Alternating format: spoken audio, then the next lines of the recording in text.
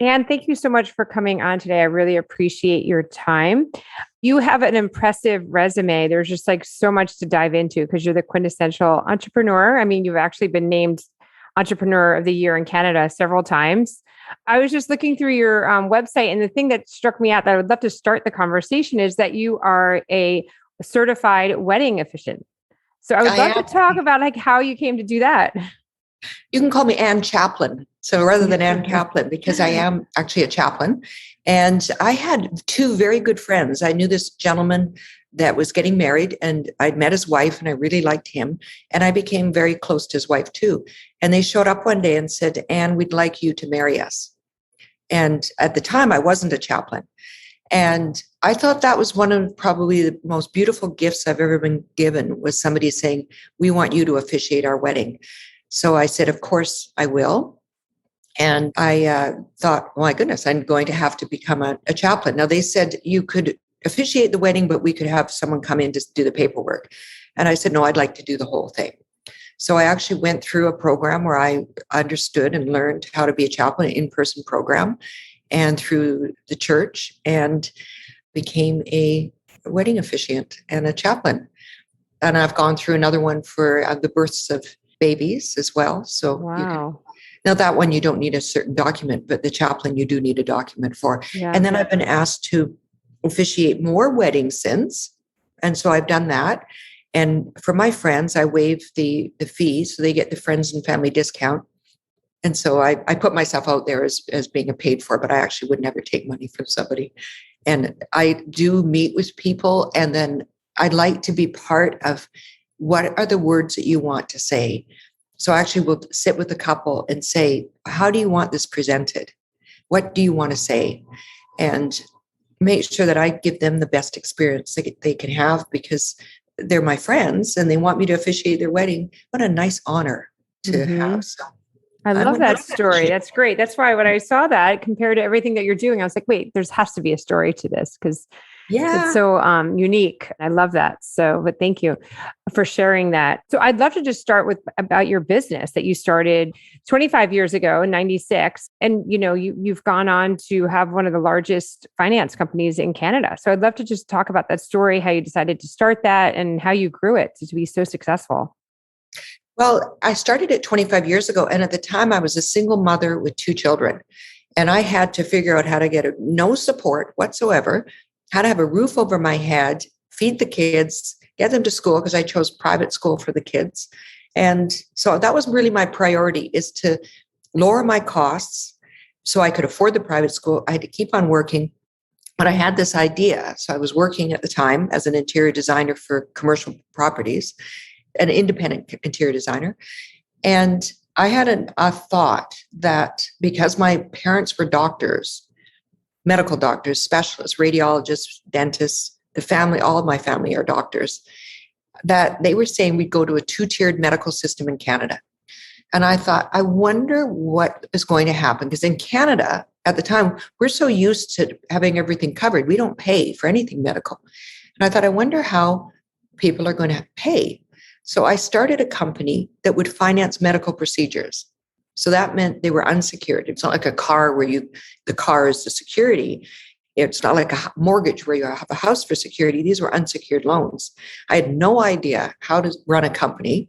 I had run companies before, but not how to run a finance company, and really started the company to finance medical procedures. And that was the first in North America ever doing medical finance. Eventually, I moved down into the US as well. And we went medical, then we went dental, then we went veterinary procedures, then home improvement, and then financing technology, like if you're going to buy a computer. And we expanded out our platforms, which became a larger finance company. And then we moved into point of sale lending. So when you check out at a retailer, our name will show up as one of the options for getting a loan at the point of sale, and moved to automating the system and to incorporate machine learning in the system. So I've kept moving along with the technology. We've processed over $2 billion in loans since inception. Wow. And I never let anyone know I was a single mom with two kids. I just Amazing. beetled on and kept my head down and in the room, in meetings with banks and funders that banks are behind. I borrow from banks to be able to loan money out. So behind all of that, I've never brought up my personal life. So I felt it would be a detriment being a single mom. Mm-hmm. So I didn't want it to be a plus or a minus. I just wanted them to know that I could run a company and that I knew what I was doing and I could make it into whatever my promise was that I would hold. So how did you convince the lenders to give you money initially on unsecured loans? that's a funny one because the first year we did $1 million in loans. The 13th month, I did $1 million in that 1 month. And then it became a snowball. And I'm going, I have to figure out how to fund this. So I went to one of our larger banks, flew out to Toronto from Vancouver, sat with the banker. He opened his drawer and pulled out. He said, well, I can't give you any money. I wanted $5 million to fund the growth. He said, I can't give you any money, but here, this may help. And he pulled a stress ball out of his drawer and handed it to me with the company logo on it. And I'm going, yeah, thanks, but this isn't going to work. Anyway, flew back from Toronto back to Vancouver where I was living at the time. And I got in front of the same bank, but I didn't realize how banks work, that there's sort of the East Coast, West Coast, Central, those divisions. I got in front of the same bank and not really thinking about it. And they gave me an opportunity to pitch. So I had hired a CFO who wasn't doing any CFO stuff, but at least it didn't have that young girl in the room coming in. I hired a guy that at least brought a bit of gray hair and a guy to the room, to the meetings. And so he was helping me, but not really doing the background stuff. But he did work for me. So he came in the pitch. We went in to pitch the bank in one of those boardrooms that are impressive and intimidating. And partway through, and I was loaning money for medical procedures, mostly plastic surgery and hair transplants and things. And the lead banker, his name was Bert. He said, I don't get this. Why would anyone take a loan out for plastic surgery? And I looked at him and I said, because people want loans for plastic surgery, because our way of entering in the medical field was what was being paid out of pocket then, and that was plastic surgery. And he said, I don't think I would ever get a loan for plastic surgery. I don't think I would even get plastic surgery. And I knew we were not going to get funded. So I looked at him and I said, sir, you have had cosmetic work. And he said, pardon me. So I just figured I might as well go out with a good laugh. And I said, I can tell because I've been in medical doctors across the country and I sit looking in their waiting room while I'm waiting to meet to set them up for our financing. And I go through their little books and I can tell you, sir, that you have had a hair transplant. And he looked at me and said, I haven't had a hair transplant. Well, the guy clearly hadn't because he was quite a receding hairline. And I said, no, sir, I know a hair transplant when I see one. And he leaned over and stood up and he was very tall, like 6'4", 6'5". He leaned over, Bert Beischusen's his name, leaned over and said, young lady, you tell everyone at the table that this is my hair. Put your hands in my hair or you're not getting your $5 million. And I said, sir, I'm not putting my hands in your hair because that's a hair transplant. And that's what I'm saying. And he said, this meeting is over. And he stood up and everyone else stood up and he walked my CFO, Chris, and I to the elevator. He leaned over and said, thank you, Chris. And he leaned over to me and said, young lady, he said, this is my hair. And the door shut. And Chris looked at me and he swore. I don't know if you can swear in your podcast, but he used the F word. He goes, what the F? And I looked at Chris and said, we're not getting money from that bank. A week later, Michael Klopchick calls me up from the bank. He says, can you come in? I'm like, oh no. I'm like, can I get arrested for calling the guy that had a hair transplant? So I go in and Michael sits down. He goes, I want to show you what's going on at the bank. And he pulls out a card and it's a birthday card to Bert Beischusen. And it's signed by the employees of the bank. It says, happy birthday, Bert. And it says, this is your hair. So I guess the word got out. Anyway, Michael Klopchick said to me, we're going to give you the $5 million. It was 6 months before I got access to that $5 million because they did due diligence. They did all the normal things that you would do. I don't recommend people calling names to the president of the bank. I don't recommend using that as a tactic. So if anyone wants to know how to raise money, this is not on the recommend list, but this is what happened. I got that. Then the $5 million came in. Then I had an opportunity from what I understood with banks back then. So remember, I started the company in 96. We started to grow and I realized I can't continue to fund. We're going through $5 million. So I reached out to someone at one of the leasing conferences, the finance and leasing conferences. I started to attend those and really learn how does money work, and reached out to securitization. That's when you sell your book and you get the net present value of your book. So you book $5 million, you sell it for $5 million, $5.5 million. And now I've got $5.5 million. $500,000 was interest. The banks make money. So I started to do that. I got in front of a meeting with the banks. They were down to, I think it was $30 million I was going to get. They asked to meet with me. It was September 19th, 2002, something like that. I was 9 months pregnant. So by then I'd met someone else, and I was 9 months pregnant with his child, my third biological child. And I thought, I can't go in front of those banks when I'm 9 months pregnant. She was due like the end of September. It was September 19th.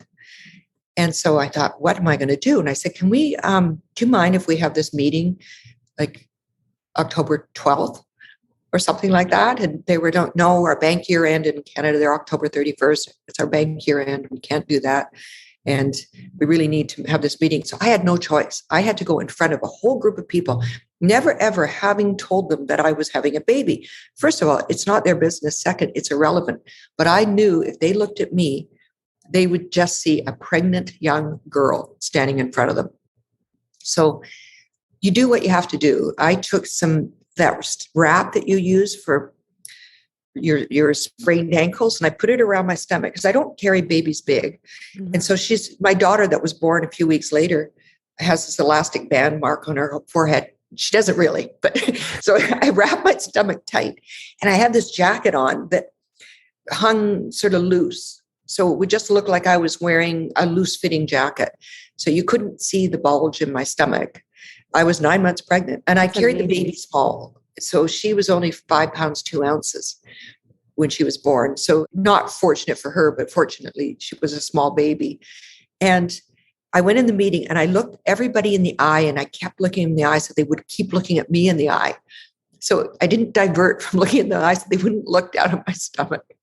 None of them knew that I was pregnant. That's amazing. I could never do that. I always gained way too much weight. So it would be very awkward. You could tell immediately. That's amazing that you could carry so well, and they didn't even know.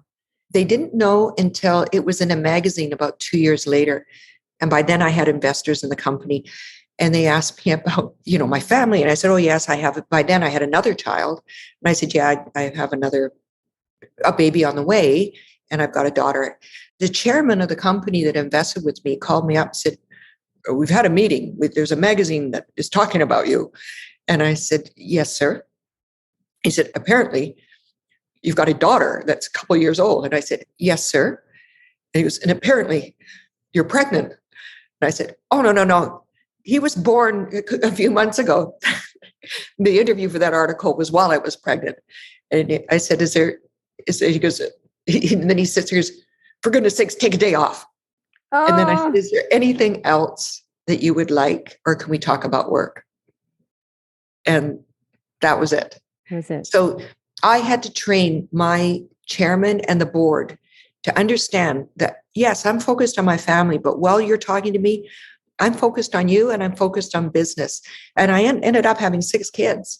Wow. I do not have that when I am speaking to someone, when I'm in business, when I'm in anything I'm doing, I'm focused on that moment. And when I'm home with my kids, I don't think they think I have a job. In fact, one of my kids said, what do you do, Mom? Because I always tell them to watch every dime. And, no, that isn't something that we can afford. We shouldn't do it that way. It's wasting money. And one day, one of the kids said to me, I was driving him to school. And he said, Mom, what do you do? They're asking us at school what your parents do. What do you do? And I said, oh, I'm in money lending. I loan money to people. Oh, you do? And I said, yeah. And he said, I won't loan money to people that need money and small loans. He goes, well, why don't you loan yourself some? Oh, that's funny. That's the so kids cute. Don't even know. I don't bring my work headspace, although I'm the same person, home and at work. I don't bring my kids to work, the headspace. But if they were to call me ever and needed me, I would drop everything I'm doing to be with them. So I always make sure I'm on top of my work. So I have that freedom to say, I'm out of here. I got to go. One of the kids needs me. And the same with at home. I try to have my kids organized enough. The youngest just moved out, but I try to have them organized enough that they can make good decisions and aren't calling me every minute. And, that was harder when they were little, and it got a little bit easier, but now I just worry about the teenage stuff. So the bigger problems, as I say. Yes.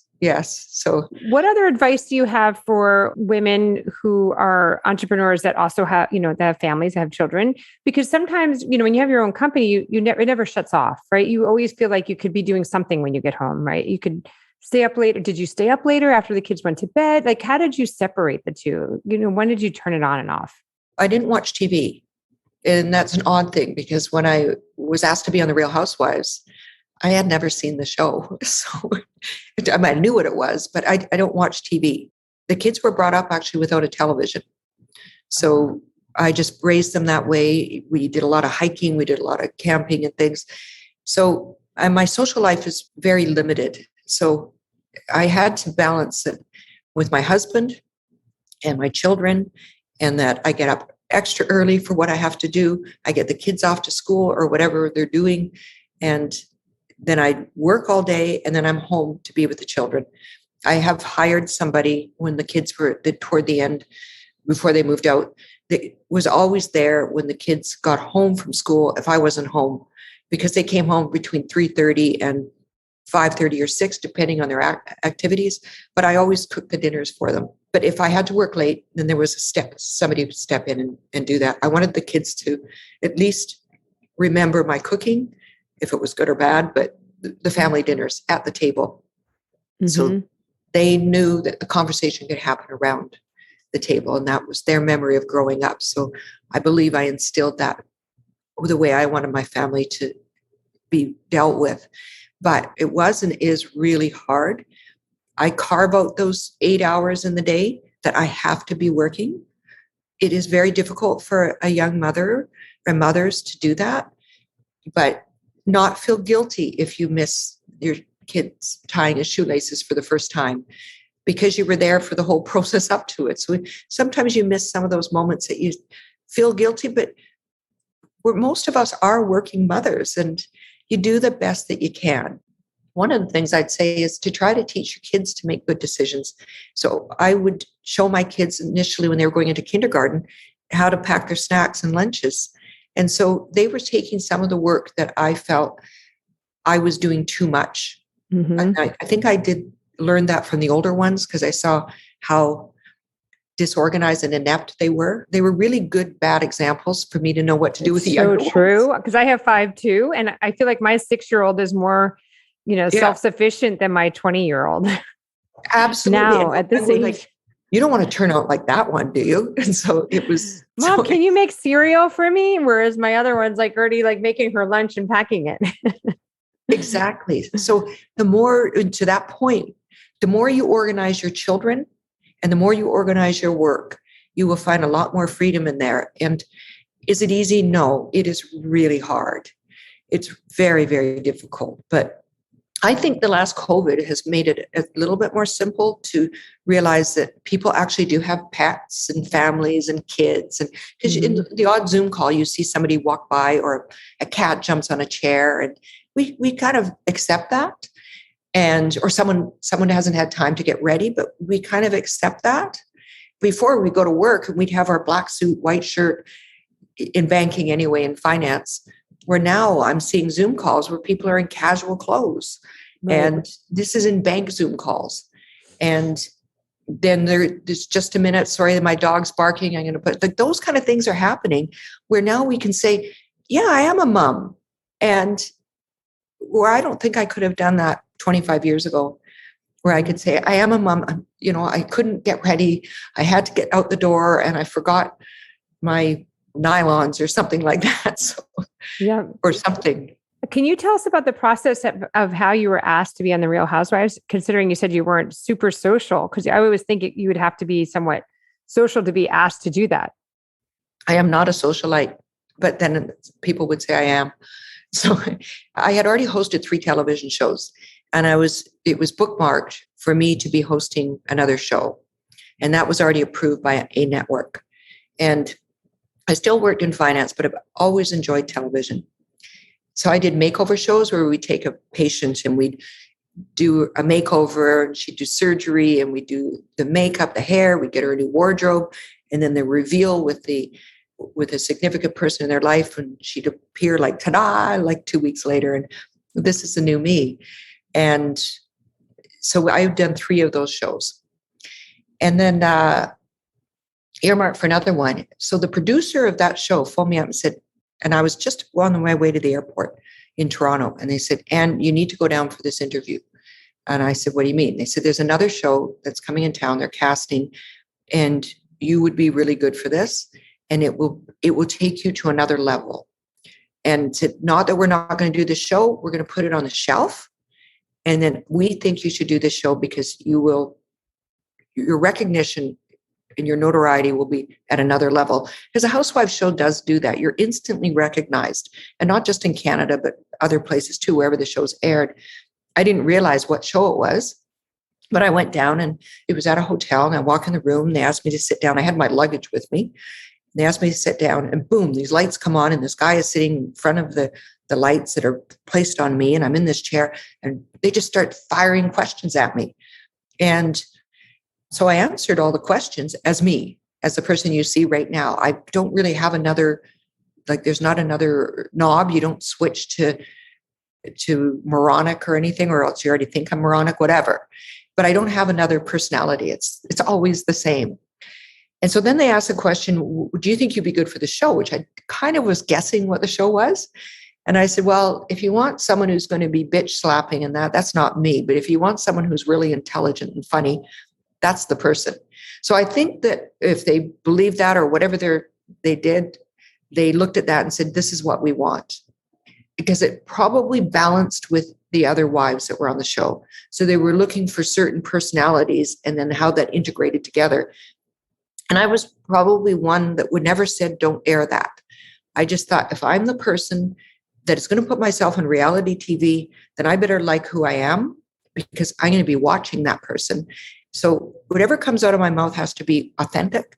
And I'm not going to go back and say, hey, don't put that on air, or I'll sue you if you do. I just wasn't that person. So if I got drunk on television, then they have every right to air it.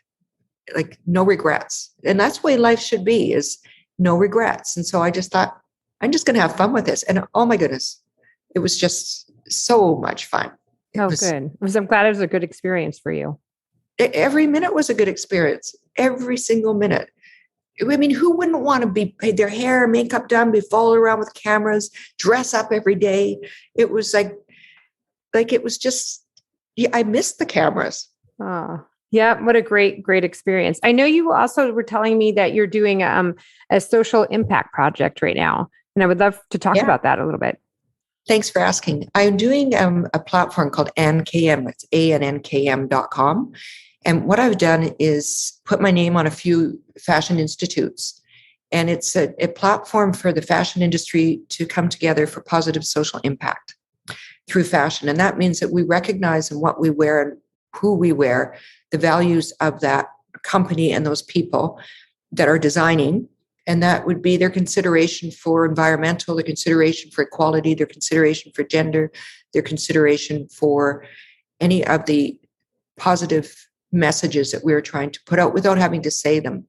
So it really is a platform that is bringing together a community to make sure that our messaging is good and positive. And so by putting my name on a few of the fashion schools, and that I am encouraging the students to consider that in their designs, that they are considering fabrics, where they're made, the messaging that they're giving, and the positivity they can give through that. So that is sort of my way of giving back in a fun way, because I like fashion, and it's my way of giving back.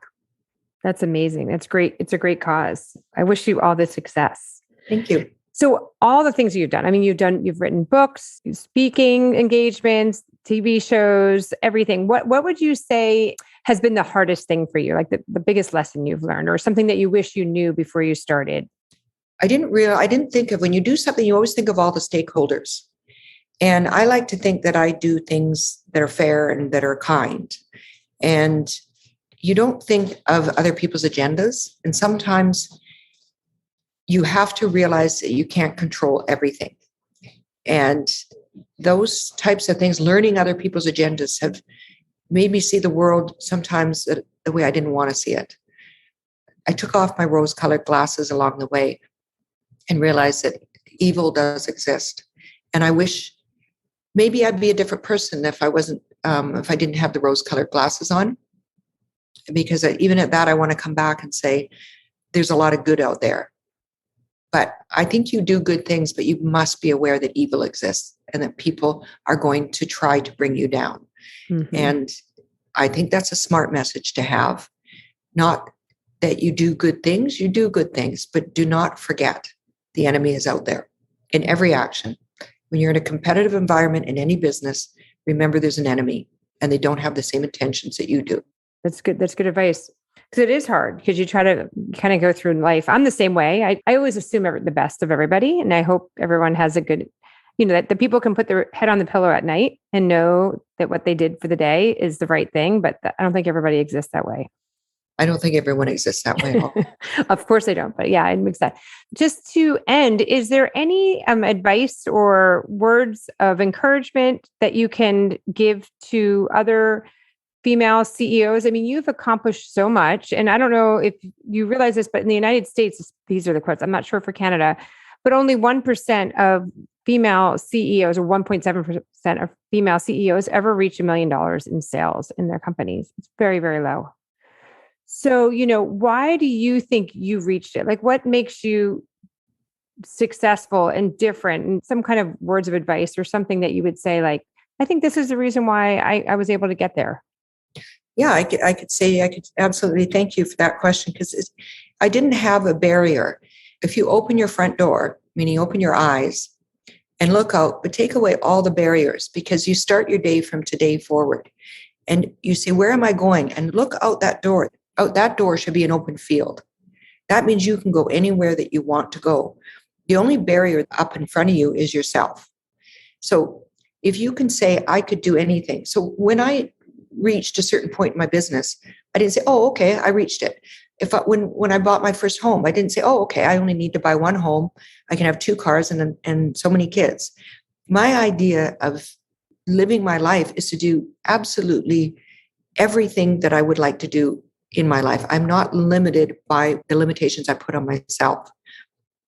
One of the things in business, if you want to have $1 million in sales, is when you're setting up your platform. And I mean any kind of platform. It could be a retail platform. It could be anything. Whatever you're setting up, and your goal is to be competitive in the market against other companies in the same industry you're in, is look at distribution channel first.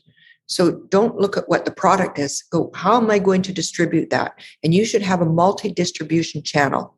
And then go backward to the product that you have and figure out how are you going to get that product into a multi-distribution channel. So reverse engineer whatever product you have. So in the example I have with my own company, we have loans.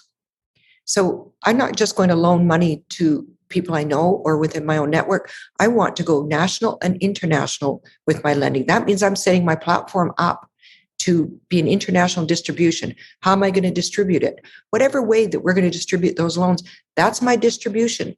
Then I go back to, what's my product? It's a loan. But really, it's my distribution channel that matters. If you look at companies like Uber, it's a distribution. How are they going to get that product out there? We know it's a ride share, or we know it's taking the place of taxis, for example.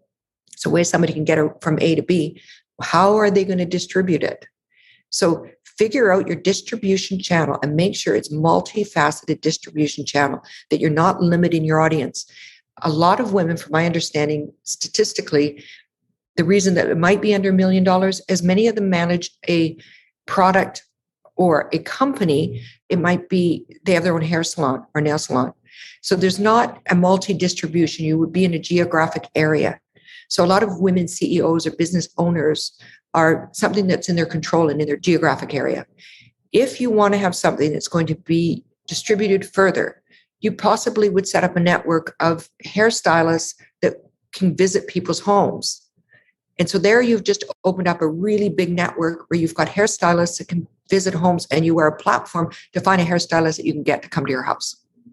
So I hope that answered your question. No, it's so true. I just published my first book about, how to be a badass CEO. And it's lessons I've learned from talking to other entrepreneurs and just my experience investing in companies.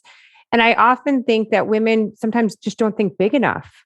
They keep it small. Like even if you were saying, okay, here's a woman who's making perfume or a candle, and they're kind of just selling it at their local shops, or they're selling it at their local holiday store, at their local farmer's market. Like, no, think bigger, raise money if you need to, so hearing your story and raising so much capital so early on is very hard for women. I mean, you accomplished something that very few women can do at such an early stage in their business, right? But raising that capital to make their business catapult is essential.